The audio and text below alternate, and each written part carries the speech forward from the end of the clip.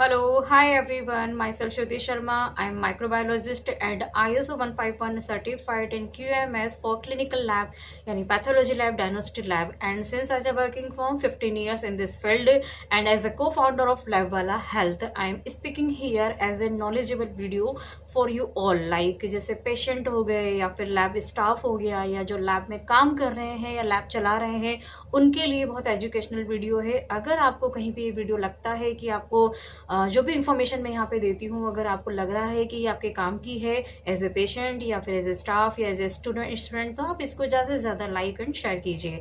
तो आइए स्टार्ट करते हैं। आज का जो मेरा टॉपिक है वो है 15189 यानी आईएसओ यानी international standard organization ISO 15189 and साथ में इसका प्राइस इशू। तो देखिए होता क्या है, बेसिकली जब भी किसी पेशेंट को टेस्ट की रिक्वायरमेंट होती है तो हम एक छोटे से टेस्ट की बात करते हैं। CBC is very common topic.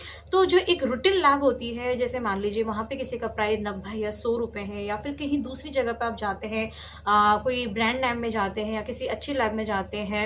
I did not mention here any about lab, I did not mention here about any routine lab. यहाँ पर मेरे को किसी को प्रमोट नहीं करना है, बट मैं आपको ये डिफरेंस समझाना चाहती हूँ कि अगर उस स्टैंडर्ड लैब में उसके 300 चार्ज हो रहे हैं और इधर 100 रुपए चार्ज हो रहे हैं तो दोनों में बेसिकली डिफरेंस क्या है। तो आज हम इस चीज को कैसे समझते हैं कि ISO 15189 एक एनईमेल की गाइडलाइन है। पहले ये 2012 था, अब 2022 स्टैंडर्ड आ चुका है मार्केट में।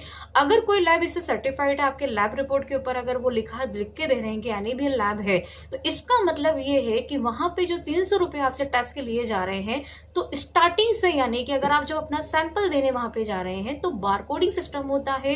वहां पे जो कंटेनर आप देंगे अपना यूरिन का, सीमन का, स्टूल का, तो वो कोई घर का कंटेनर यूज नहीं होता है। वहां पे प्रॉपर आपकी गाइडलाइन होती है, सैंपल कलेक्शन करने का तरीका होता है और प्रॉपर से वहां पर हर चीज का डिस्कार्ड सिस्टम भी इवन होता है। आपके घर से जो सैंपल लिया जाएगा या सैंपल लेके आएगा, अगर मान लीजिए लैब में कोई 2 विजय नाम के पेशेंट है तो वहां पर कोई विजय नाम नहीं चलता है, वहां पे चलता है एक 6 से 8 नंबर डिजिट का एक बारकोड सिस्टम चलता है, क्योंकि नाम में गलतियां हो सकती है।